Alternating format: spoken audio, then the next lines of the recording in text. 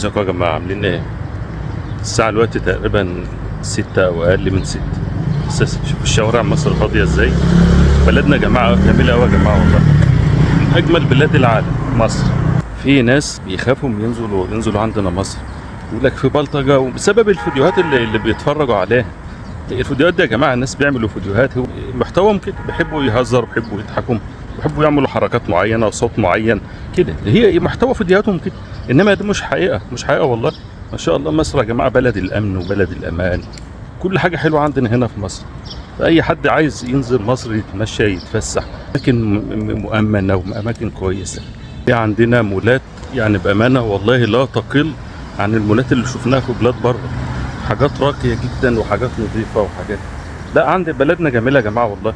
يعني بلدنا حلوة، أي حد عايز يزور مصر والله العظيم ما هيندم أبدا بجد. أنا من مصر أهو، والله العظيم أنا اكتشفت حاجات النهاردة اليومين اللي قعدناهم هنا أنا ما كنت أتخيل. بحكم إن المحافظة بتاعتنا يعني تبعد عن هنا حوالي من 3 ساعات ونص أو ممكن أكتر كمان. فالواحد اكتشف حاجات في اليومين ده هم فعلا احنا يعني كنا مفتقدين. اه والله كان ما شاء الله مكان زي اللي احنا ماشيين فيه ده، جميع انواع المطاعم المعروفه، المطاعم كويسه. لا بلدنا حلو.